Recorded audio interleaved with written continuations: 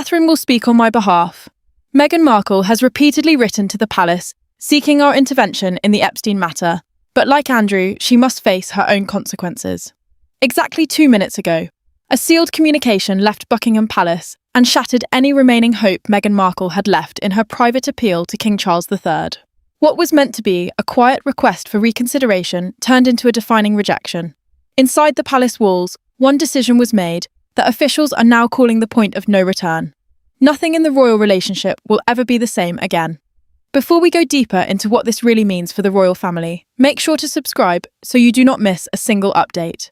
Pale silence settled inside the private briefing room as Charles set the signed document down without a word, letting the weight of the decision replace any need for explanation.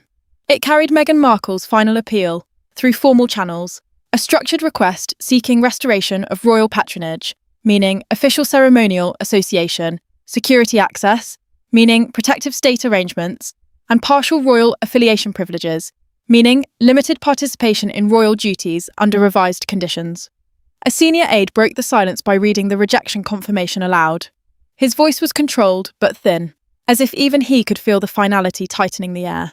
Meghan Markle's appeal, delivered through formal correspondence rather than personal exchange, was described in the room as her last structured attempt to reconnect under revised royal boundaries. Across the room, Charles stood motionless before the tall palace window, staring out for several seconds before turning away, refusing to look back at the file again. Within minutes, internal palace systems registered the decision as final closure, locking every negotiation pathway behind procedural barriers no advisor could reopen. No one in the room described it as punishment. Instead, it was framed as controlled closure, a deliberate end to all remaining institutional dialogue. Around the palace network, private alarms began flashing across multiple offices, signalling not chaos, but consequence, spreading through every connected royal department. A sealed internal memo marked the rejection as irreversible, circulating only among select aides who understood the weight of what they were holding. Charles understood the silence differently, not as peace, but as finality. Those closest to him later described a shift in tone that suggested something irreversible had already extended beyond Meghan Markle's appeal and into the future of royal decision-making itself, with consequences beginning to surface in offices that had not yet been informed of the full scope of what had just been confirmed. But this rejection is not just about Meghan's appeal. It is about everyone who stood between her past and the palace's future, and the people who now have to live with what has just been decided. Before the palace confirmed the rejection, every figure tied to this decision was already living under invisible pressure. Meghan waited for a response that could redefine her future. Charles carried the weight of institutional stability, and William watched quietly from within the inner circle, fully aware that whatever decision came would permanently reshape royal boundaries. No one spoke openly, but every silence inside the palace was already saying too much. Before we go deeper into what this really means for the royal family, make sure to subscribe so you do not miss a single update. Meghan sat alone in the quiet room, her phone face down on the table, as if refusing to answer a future she could not yet see. Her appeal had been written through formal correspondence, carefully structured to request limited reintegration into ceremonial and protective frameworks, meaning restricted participation in royal duties and controlled security arrangements under revised conditions. Every passing minute stretched the weight of uncertainty, because no response from the palace meant more than silence. It meant judgment without dialogue. Charles, across the institution, carried that same pressure, balancing institutional continuity with personal history. Knowing that even a small concession could reshape precedent for decades to come, in another wing, William reviewed briefing notes in absolute silence. His expression tightened as he understood what rejection would permanently signal for royal boundaries moving forward. Deep inside the palace communications chain, a senior courtier noticed unusual delays in routing the final confirmation, delays that did not match normal procedure and hinted at controlled containment of information before release. The discovery created unease because timing inside the institution mattered as much as the decision itself. Especially when royal authority was involved, Charles had already made the choice without consulting a wider council, a rare departure from traditional advisory structure, signalling that this decision carried a deeply personal institutional weight no committee could soften. That absence of collective approval turned silence into structure and structure into finality. Papers moved quietly through select hands inside the palace as a sealed internal memo began circulating among trusted aides, referencing a post-decision containment protocol, meaning internal procedures for managing communication after irreversible royal decisions. The phrase created tension because it suggested consequences beyond public control. No one spoke loudly, but every glance confirmed understanding. Meghan remained unaware of these internal layers. William's earlier silence felt heavier, as if he already foresaw the direction events were taking. Charles did not revisit the file, refusing further engagement and reinforcing finality. Outside the controlled walls, early signs of external curiosity began building, suggesting what was contained inside could soon spill beyond palace control without any warning. Yet none of them fully understood that this rejection did not begin today. It was built from a single moment no one in the palace can undo. Long before the final rejection, there was a single incident inside a private royal consultation that quietly altered the direction of everything. It was not a public scandal or formal announcement, but a closed-door exchange that left the room colder than before. From that moment onward, trust, patience, and negotiation all began to collapse, even if no one admitted it at the time. Meghan was not present, yet her absence filled every word spoken in the room at all. Before we go deeper into what this really means for the royal family, make sure to subscribe so you do not miss a single update. The Windsor briefing room tightened as Meghan's updated proposal was placed on the table, demanding discussion on partial ceremonial reintegration and revised royal access. Senior advisors immediately challenged it as structurally incompatible with royal protocol, the governing system of duties, hierarchy, and permission inside the monarchy. Documents outlining security clearance, media access, and financial boundaries were slid forward, each page narrowing the distance between proposal and refusal. Charles watched without interruption, his expression tightening, as lines were read aloud in a formal tone that carried final weight. William remained still, quietly questioning whether reopening negotiations would weaken institutional trust, already under pressure. Meghan was not present yet. Her absence filled every word spoken in the room officially. Charles paused mid-review, lowering the papers slowly as silence overtook the room. He did not react with anger. Instead, he signalled discomfort that carried institutional weight, forcing everyone present to recognise how fragile the decision had become. William, watching the briefing notes in silence, quietly questioned whether continuing negotiations would endanger royal protocol, the formal system defining how decisions, conduct, and authority operate within the monarchy, especially under rising public sensitivity. A senior aide, in a documented internal account, recorded a single line during the briefing: "This cannot proceed in any revised form." A statement later cited in multiple internal memos shaped the final rejection. That moment quietly reshaped consensus inside the palace, and no one challenged it afterward officially. A red-marked document from the Windsor meeting resurfaced during final review, drawing immediate attention from senior officials. It was the same paper that had quietly shifted tone inside the consultation. Now carrying the weight of irreversible judgment, the meeting it originated from became known internally as the point where consensus formed against continuation, even without formal declaration. No formal announcement followed, but every aide understood the decision had already moved beyond debate. That understanding spread quietly through palace corridors, leaving no space for reversal or reinterpretation, and the silence confirmed it. From that moment, nothing was openly declared. But behind palace doors, the decision had already begun to take shape long before the official rejection was ever signed. In a rare private corridor meeting, Charles and William find themselves confronting the emotional weight of a decision that neither of them can fully escape. There are no cameras, no advisors, and no ceremonial distance. Only silence and the pressure of inheritance. What is said in those few minutes does not raise voices, but it reshapes everything. A single refusal spoken calmly becomes louder than any argument ever could within that moment. Before we go deeper into what this really means for the royal family, make sure to subscribe so you do not miss a single update. William stepped into the restricted consultation space without hesitation, already aware that the summons carried more than routine urgency. Charles waited inside with the rejection framework, the structured institutional plan that finalises a decision with no further negotiation, treating the outcome as necessary rather than optional. The air between them felt heavier than protocol itself, as both understood that what was about to be discussed would define not only policy, but personal consequence for years ahead. William watched Charles closely, noticing how the monarch avoided any gesture that might suggest doubt or reversal in this controlled environment. No one spoke immediately because even silence felt structured, as if the palace itself was waiting for permission to continue without interruption. William hesitated before speaking, choosing every word as if it might fracture the fragile balance between duty and family. Charles remained composed, yet exhaustion pressed through every pause, signalling that the decision had already crossed into emotional finality. Across the silence, both repeated the same line: "We cannot reopen this door again," spoken during the documented corridor exchange, and later referenced in internal accounts. The weight of unspoken history pressed into the room, as both men understood that this moment had been building long before either of them entered it. William finally broke eye contact, not in defeat, but in recognition that any further argument would only deepen institutional fracture. Charles acknowledged this without speaking. His silence functioned as agreement that the path forward had already narrowed beyond choice. No return. William's attention shifted when a directive document rested on the table beside the final briefing notes. Its presence signalled immediate execution of authority without further discussion.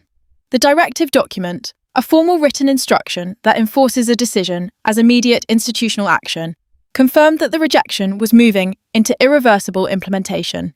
Charles did not look back at it, choosing instead to remain fixed in silence that carried the weight of irreversible closure. The institution itself moved beyond negotiation, absorbing the decision into its structure where reversal was no longer possible. William saw it clearly now. The decision was no longer being made. It was already being enforced at every level of royal authority. But while decisions are being finalised in silence, the real power behind the rejection is not in who spoke it. It is in what the institution has already decided it can no longer risk.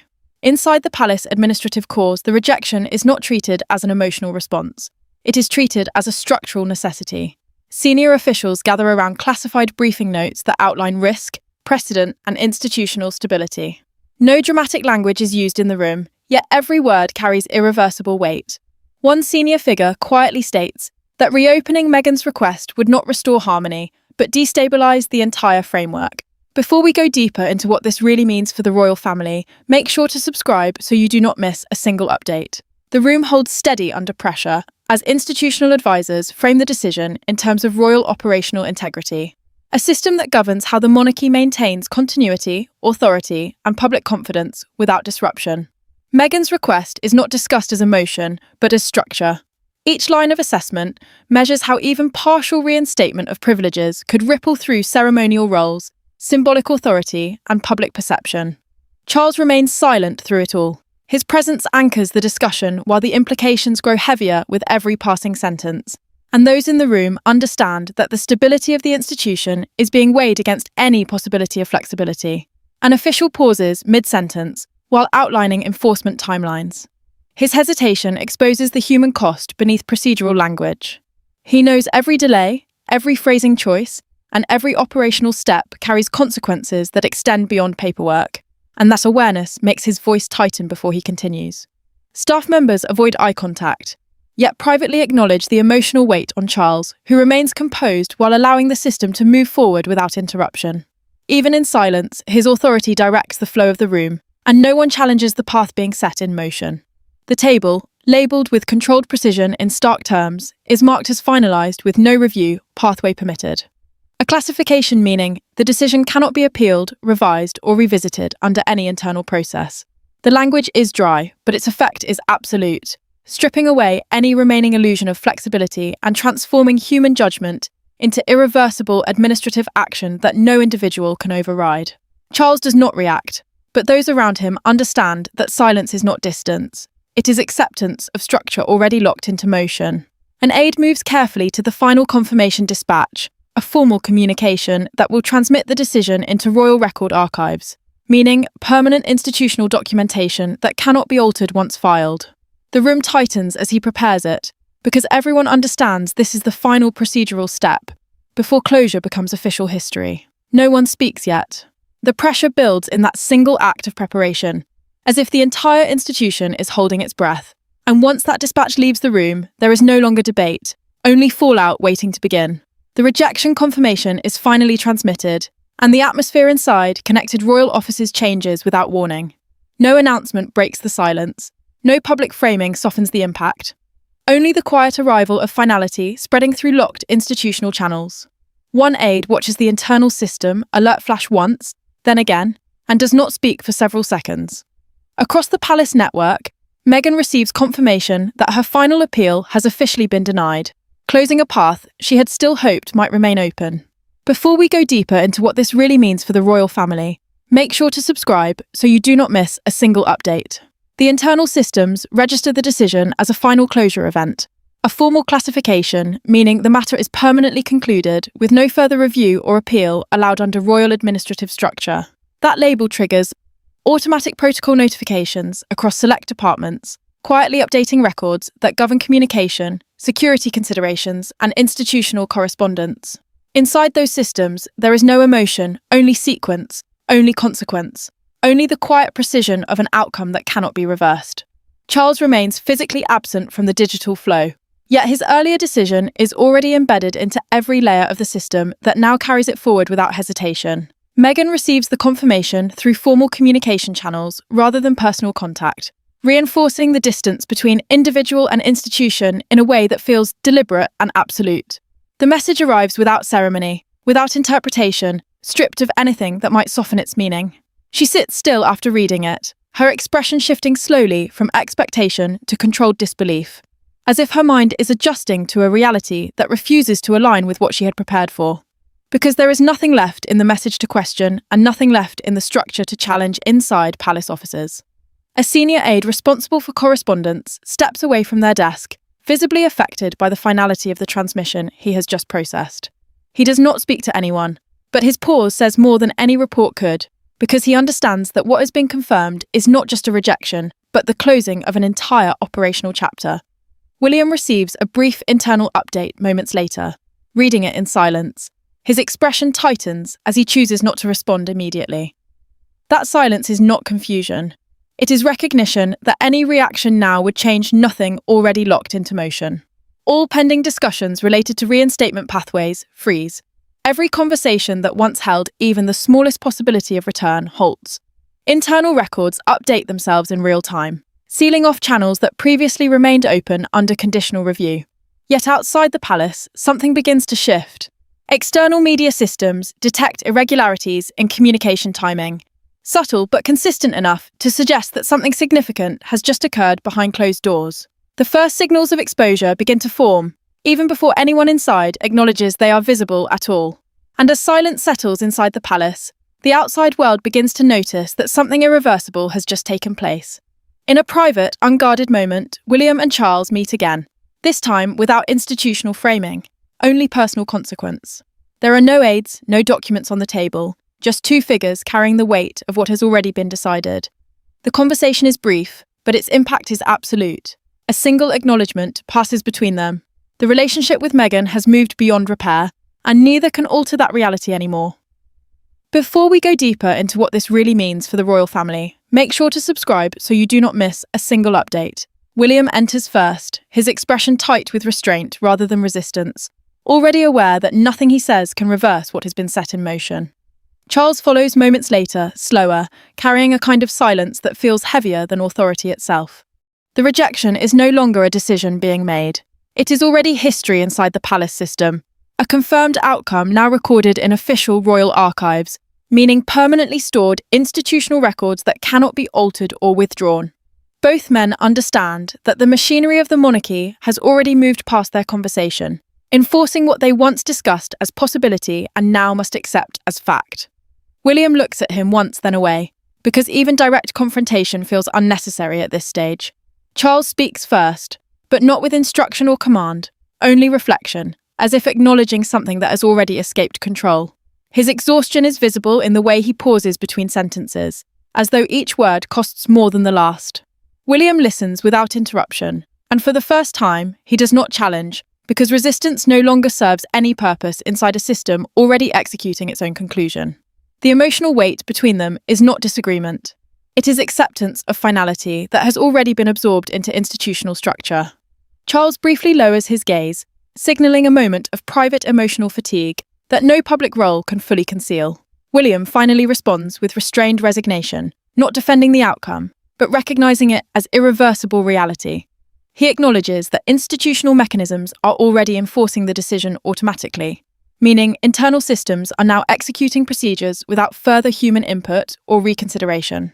The silence that follows is not empty. It is loaded with understanding that nothing remains negotiable. Charles does not correct him because there is nothing left to correct, only consequences unfolding in controlled motion.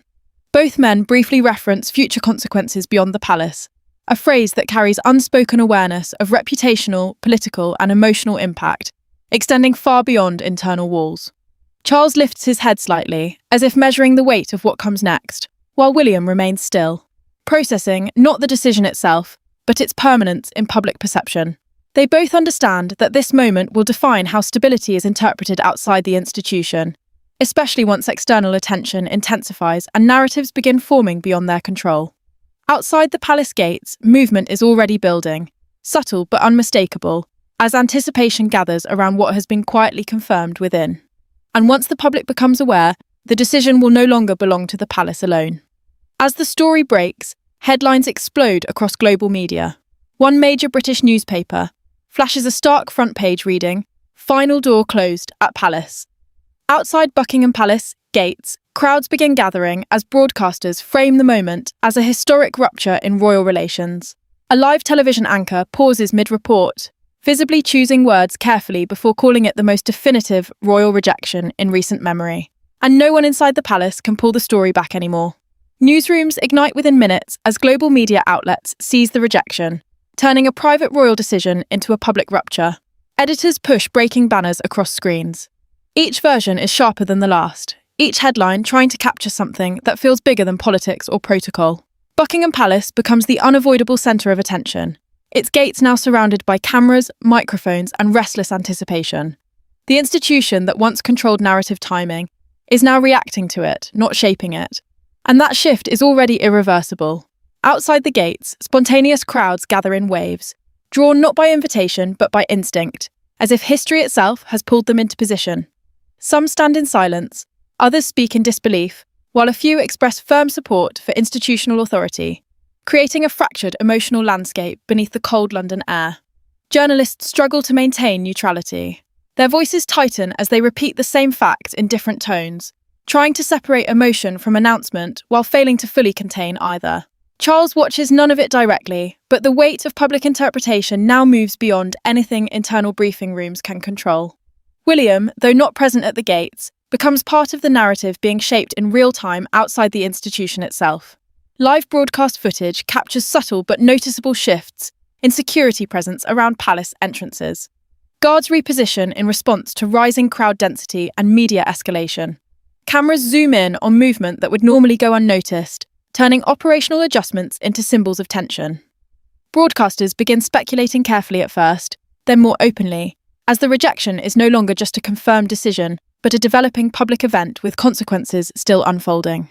Inside the institution, aides observe these feeds in silence, realizing that control has already moved outside their reach. Meghan's name circulates across commentary panels, but now detached from private correspondence and fully absorbed into public interpretation. The narrative becomes uncontrollable as global networks layer commentary, analysis, and reaction over the same core event. Each interpretation stretches further from the original decision. What began as a sealed internal confirmation has now become a worldwide focal point, reshaped by perception, emotion, and speculation.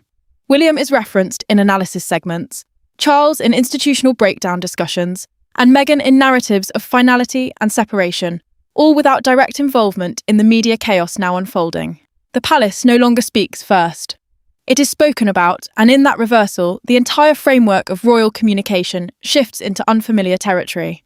But beneath all the noise, the most important question remains unanswered. What does this moment permanently change? Silence settles over the palace like something heavier than sound. No statement follows, no correction, no softening of the blow. The rejection now stands alone, untouched and final, carrying the weight of everything that led to it. In that stillness, years of tension collapse into a single irreversible moment. Charles stands at the centre of it in spirit. Meghan stands at the edge of it in distance, and William watches the structure lock itself shut from within. Nothing moves forward anymore because everything has already been decided. The rejection is now formally embedded within the royal administrative record as irreversible, meaning it is permanently stored in official institutional archives that cannot be altered, edited, or revisited under any internal procedure. No further appeals are permitted under palace protocol, a governing framework that defines how decisions are processed, closed and protected from reopening once finalised.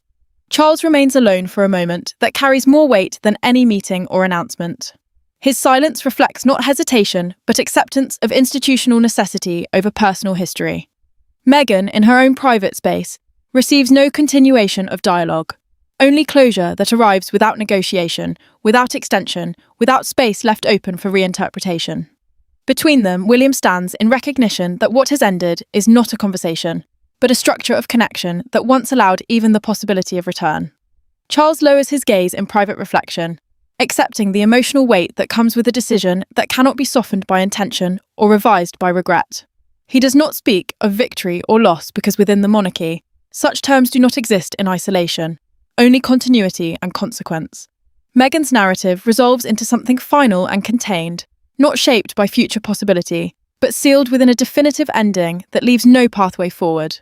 Her position in relation to the institution is no longer negotiable, and that reality settles into silence that stretches beyond communication itself. No interview, documented account, or recorded reflection is needed to explain it further. The absence of continuation becomes the statement itself. William stands apart, reflecting on the permanence of institutional boundaries now reinforced by the decision. He understands that what has been closed is not simply a case, but a precedent that defines how future situations will be handled without exception. That realization carries a quiet weight because it means the structure of the monarchy has shifted not through conflict, but through resolution that leaves no flexibility behind. Even without confrontation, the framework has hardened into clarity. And clarity in this moment is absolute. The monarchy emerges from this moment more structurally rigid, prioritizing continuity over reconciliation attempts. It accepts that stability now requires defined limits rather than open negotiation. The internal understanding is clear. This is the closing of a royal chapter not marked by ceremony or announcement, but by irreversible institutional alignment that leaves no continuation implied. What remains is not uncertainty, but structure, unmoving, deliberate, final. And in that closure, the monarchy defines not only what it protects, but what it is no longer willing to reopen again.